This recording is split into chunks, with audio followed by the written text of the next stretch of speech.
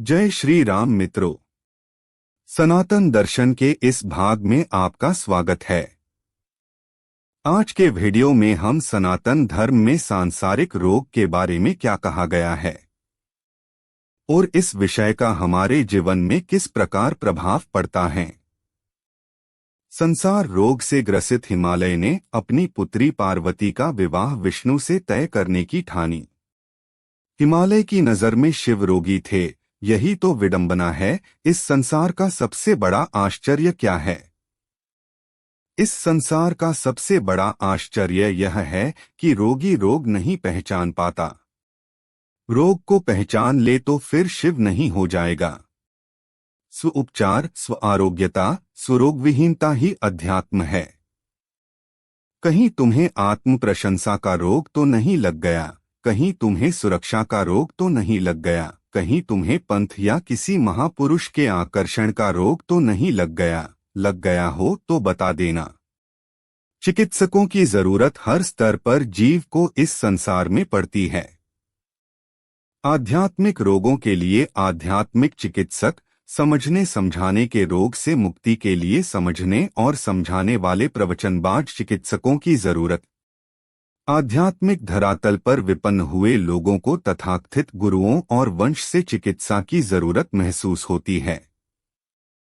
चिकित्सकों की जरूरत स्वयं अपने आप में महारोग है, इसलिए आजकल जिधर देखो उधर आध्यात्मिक चिकित्सक मिल जाएंगे, वास्तु रोग चिकित्सक मिल जाएंगे।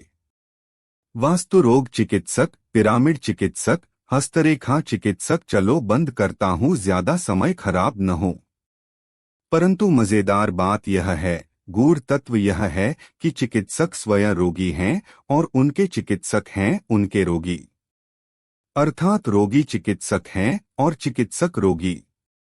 समझ समझ के भी जो न समझे, मेरी समझ में वह ना समझ है। हाथ जोड़कर विनती है, शिव शरणम गच्छामि, शिवाय नमः, शिवलिंगाय नमः, भवाय नमः, भवलिंगाय नमः, शर्वाय नमः, शर्वलिंगाय नमः, भीमाय नमः, भीमलिंगाय नमः, बलाय नमः, बलनाथाय नमः। यही मूलभूत औषधि है, इसके ऊपर की परम औषधि है हराय नमः, हरनाथाय नमः, और इससे भी ऊपर के सूक्ष्मातीत औषधि है नमः शंभवाय च मयोभ्याव च, नमः शंकराय च मयस्कराय च, नमः शिवाय च शिवतराय च। अंत में आरोग्यता का महामंत्र है शिवोहम शिवोहम।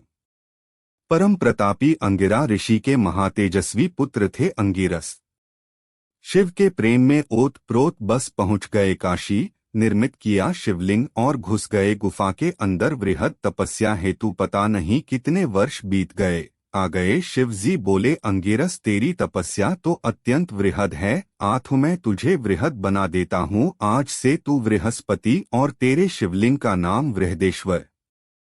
आज से तू देवताओं का गुरु और जो भी तेरे शिवलिंग का पूजन करेगा वह इस संसार में जगत गुरु के नाम से विख्यात होगा। शिव का आदेश आदि शंकर ने भी जगत गुरु की पदवी प्राप्त करने के लिए बृहदेश्वर का अर्चन किया। कृष्ण ने भी यही किया। शिव शिवलिंगों को गोपनीय कर देते हैं, शिव शिवलिंगों को दुर्गम कर देते हैं। शिव शिवलिंगों तक साधकों को पहुंचने नहीं देते, क्योंकि अगर पहुंच गया तो वह प्राप्त हो जाएगा जो शायद विधाता ने उसकी किस्मत में न लिखा हो। शिव विष्णु का मान रखते हैं, महामाया का सम्मान रखते हैं, क्योंकि शिव व्यवस्था में पाप और पुण्यों का लेखा जोखा नहीं है। चित्रगुप्त की किताब का महत्व शून्य है, ब्रह्मा की लेखनी की शिव को कभी परवाह नहीं रही। जीव कह उठता है। देवी लोक में देवी ने डांट कर भगा दिया, कहा जा मुझे फुर्सत नहीं है, अभी मैं असुरों के विनाश में लगी हुई हूँ। नियम बड़े कड़े हैं, पृथ्वी तो सामाजिक और बेतुके नियम से शासित है। मनुष्य तो मनुष्य को भगाता ही है, मनुष्य मनुष्य को क्या शरण देगा।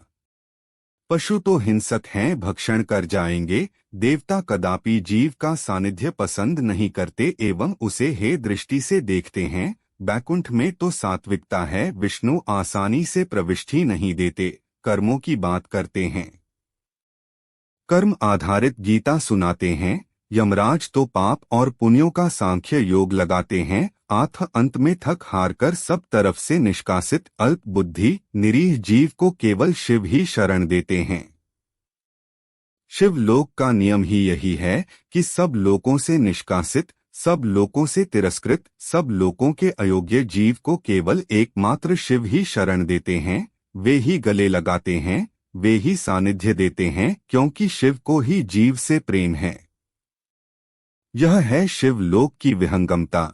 इसी कारणवश दुर्लभ शिवलिंग गोपनीय हो गए हैं।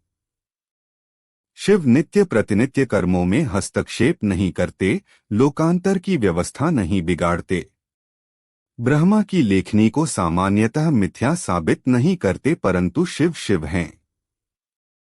स्वयं कालकूट विष पिया, विष को कंठ से नीचे उतरने नहीं दिया, क्योंकि उदरस्थ प्राणियों से प्रेम था और नीलकंठेश्वर हो गए।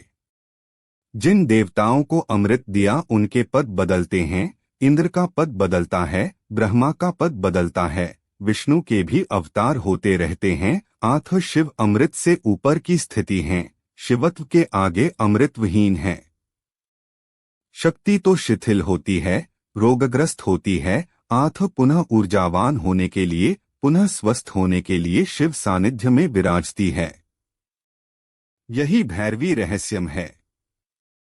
काली के चरणों में शिव लेट जाते हैं, जिससे कि काली पवित्र बनी रहे। राजराजेश्वरी लेटे हुए सदाशिव के ऊपर विराजती हैं।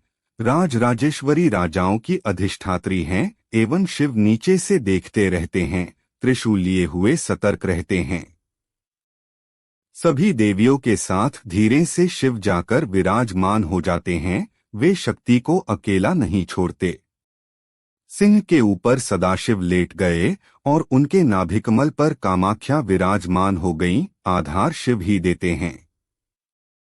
जगत जननी पार्वती रत्न जड़ित सिंहासन पर बैठी हुई हैं, अभी शिव से विवाह होने वाला था, बस 6 वर्ष के बालक का रूप धर शिव आ गए और पार्वती के सामने नृत्य करने लगे। पार्वती की दृष्टि शिव पर अटक गई। नाचते नाचते पार्वती की गोद में चढ़कर बैठ गए शिव। सब देवताओं ने जोर लगा लिया, पर शिव को पार्वती की गोद से नहीं उतार पाए। भैरव आ गए। यह है भैरव रहस्यम। शक्ति के पीछे पीछे चलते हैं भैरव, शक्ति की गोद में खेलते हैं। भैरव मातृत्व की सृष्टि हो गई, माँ की गोद से बच्चे को अलग करके दिखाओ। सर्वप्रथम यह सृष्टि जीवन विहीन थी, बस चारों तरफ जड़ पिंड घूम रहे थे। अचानक विराट पुरुष ने असंख्य जीवों का निर्माण कर सबके अंदर अपने आप को स्थित कर लिया और इस प्रकार सृष्टि जीवमय हो उठी। शिव का एक कार्य है, सब जगह जाकर बैठ जाऊं, चाहे किसी भी रूप में क्यों न बैठना पड़े। विष्णु के हृदय में बैठ गए, योगमाया की गोद में बैठ गए, राम के पास हनुमान के रूप में बैठ गए, कृष्ण के पास राधा के रूप में बैठ गए, अर्जुन के पास भील के रूप में जा खड़े हुए, उमा तपस्या कर रही थीं, वृद्ध ब्राह्मण के रूप में पहुंच गए। संसार रोग का वर्णन करने लगे, कहने लगे शिव के पास कुछ नहीं है, नग्न हैं, दरिद्र हैं, महल भी नहीं है, सिंहासन भी नहीं है, मुकुट भी नहीं है, इत्यादि इत्यादि। कहाँ पड़ी है चक्कर में, विष्णु से विवाह कर ले। परख रहे थे पार्वती की आरोग्यता, कहीं रोगिणी को गले न लगा लूं, परंतु पार्वती आरोग्यता का कुंड निकली। शिव भी उन्हें संसार रोग से ग्रसित नहीं कर पाए। शिव परम वैभव स्वरूपाय हैं। शिव की बारात जा रही थी, लोगों ने विष्णु के वैभव को देखा, सोचने बैठे यही शिव हैं। विष्णु बोले नहीं भाई, हम तो शिव के उपासक हैं। फिर इंद्र के वैभव को देखा तो लोग उन्हें शिव समझकर उनकी तरफ दौड़ पड़े। इंद्र ने विनम्रता से कहा, हम तो शिव के उपासकों के भी उपासक हैं। प्रजापति का वैभव देखा तो लोगों ने सोचा शायद यही शिव हैं, परंतु प्रजापति बोल उठे, नहीं, हम तो पृथ्वी पर शिव के सकाम लिंग के पूजक हैं, हम कैसे शिव हो सकते हैं। उर्वरित भाग आगे के वीडियो में देखते हैं। आपको यह वीडियो कैसा लगा हमें कमेंट में अवश्य बताएं। अगर वीडियो पसंद आया हो तो इसे लाइक करें और अपने मित्रों को शेयर करें। धन्यवाद मित्रों।